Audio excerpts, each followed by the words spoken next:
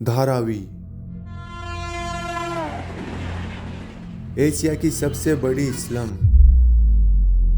जहां सिर्फ 2 kilometre area में 10 लाख से ज़्यादा लोग रहते हैं। दुनिया की एकमात्र स्लम जहां लोग तंग गलियों और कमरों से भी छोटे घरों में रहते हैं। फिर भी यहां 5,000 से ज़्यादा बिजनेस और 15,000 से ज़्यादा इंडस्ट्री चलती है, जिनका सालाना टर्नओवर 10,000 करोड़ से भी ज़्यादा है। आखिर कैसे अंडरवर्ल्ड का अड्डा माने जाने वाली धारावी एक बिजनेस हब बन गई? धारावी की हिस्ट्री क्या है, यहाँ लोगों की डेली लाइफ कैसी है और धारावी का रीडेवलपमेंट प्रोजेक्ट क्या है? इन सब के बारे में जानने से पहले आप सबसे रिक्वेस्ट है, वीडियो को एक लाइक दें और चैनल को सब्सक्राइब कर लें।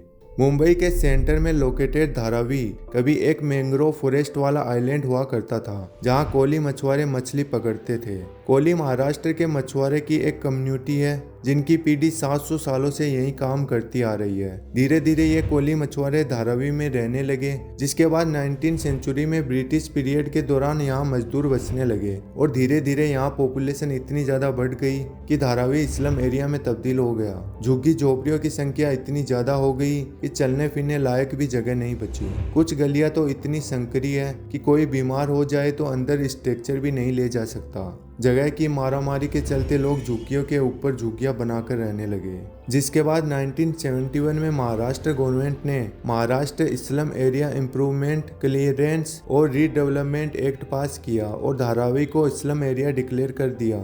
आज धारावी को एशिया की सबसे बड़ी स्लम के रूप में जाना जाता है, जहां 60,000 से ज्यादा फैमिली और 10 लाख से ज्यादा लोग रहते हैं। बड़ी बड़ी बिल्डिंगों के बीच टीन शेड और टूटी फूटी छतों से ठसाठूस भरी हुई ये जगह 2.39 स्क्वायर किलोमीटर में फैली हुई है, जहाँ रहने के लिए तो छोड़ो, आने जाने के लिए भी जगह नहीं बची। रास्तों के रूप में ये तंग गलियां, जिनसे सिर्फ एक बार में एक इंसान गुजर सकता है, और इन्हीं गलियों से होकर इलेक्ट्रिसिटी लाइन, सिविल लाइन, नालियां और पीने के पानी की लाइन भी एक साथ गुजरती है। यहाँ रहने वालों की संख्या इतनी ज्यादा है कि यहाँ 10 बाई 10 साइज से भी छोटे कमरे जितने घर हैं, जिनमें भी कहीं 5 तो कहीं 10 फैमिली मेंबर रहते हैं। जब रहने के लिए ही जगह इतनी कम है तो और सुविधाएं तो कैसी होगी। 80% लोगों के पास तो अपना टॉयलेट भी नहीं है, जिसके कारण लोग बस्ती के बाहर बने हुए पब्लिक टॉयलेट यूज करते हैं। एक सर्वे की रिपोर्ट के अकॉर्डिंग यहाँ एक पब्लिक टॉयलेट को 1400 से ज्यादा लोग यूज करते हैं। इतनी ज्यादा पॉपुलेशन होने के कारण यहाँ गंदगी भी बहुत ज्यादा रहती है।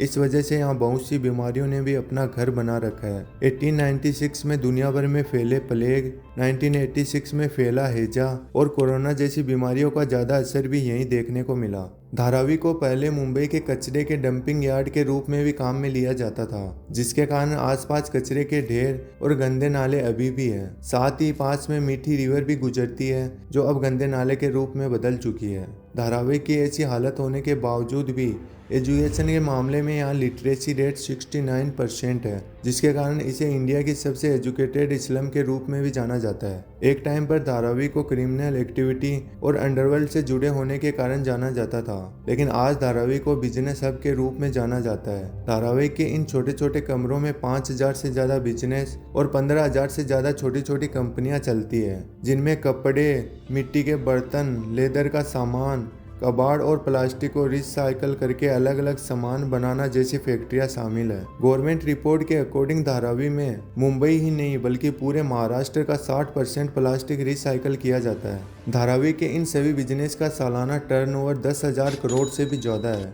जो देश की इकोनॉमी में एक मेजर रोल प्ले करता है। धारावी में कास्ट के नाम पर कोई भेदभाव देखने को नहीं मिलता।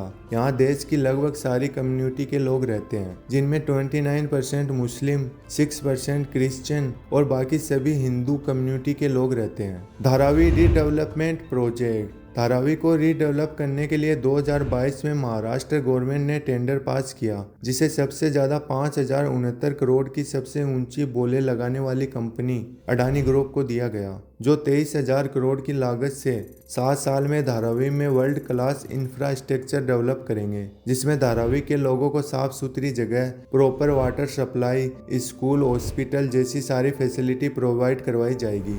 इस प्रोजेक्ट में धारावी के उन लोगों को धारावी में 400 स्क्वायर फीट का घर फ्री में दिया जाएगा, जो 1 जनवरी 2000 से या उससे पहले से धारावी में रह रहे हैं और जो 2000 से 2011 के बीच धारावी में बसे हैं उन्हें कम प्राइस पर धारावी के बाहर दूसरी जगह पर घर दिए जाएंगे। हालांकि धारावी के रीडेवलपमेंट की प्लानिंग काफी सालों से चल रही है। 1997 में महाराष्ट्र गवर्नमेंट ने धारावी के रीडेवलपमेंट पर फोकस किया था, जिसके बाद से धारावी के रीडेवलपमेंट के लिए कमेटी बनाई गई, लेकिन 2011 में इसे यह कहकर कैंसिल कर दिया कि धारावी के रीडेवलपमेंट के लिए एक मास्टर प्लान की जरूरत है और 6 साल बाद उस मास्टर प्लान के साथ धारावी का रीडेवलपमेंट किया जाएगा। जिसके बाद 2018 में धारावी रीडेवलपमेंट टेंडर की बोली लगाई गई, जिसमें टेंडर दुबई की सेकलिंग टेक्नोलॉजीज कॉरपोरेशन कंपनी को मिला। लेकिन टेंडर पास होने के बावजूद भी धारावी रीडेवलपमेंट प्रोजेक्ट शुरू नहीं हुआ और अब 2022 में फिर से महाराष्ट्र गवर्नमेंट ने Dharavi redevelopment tender Adani group को दिया है। लेकिन क्या इस बार गवर्नमेंट धारावी के रीडेवलपमेंट प्रोजेक्ट के चैलेंज को पूरा कर पाएगी? क्या इतनी ज्यादा पॉपुलेशन वाली धारावी स्लम को रीडेवलप करना इजी होगा? इस बारे में आपके क्या ओपिनियन है, कमेंट करके जरूर बताएं।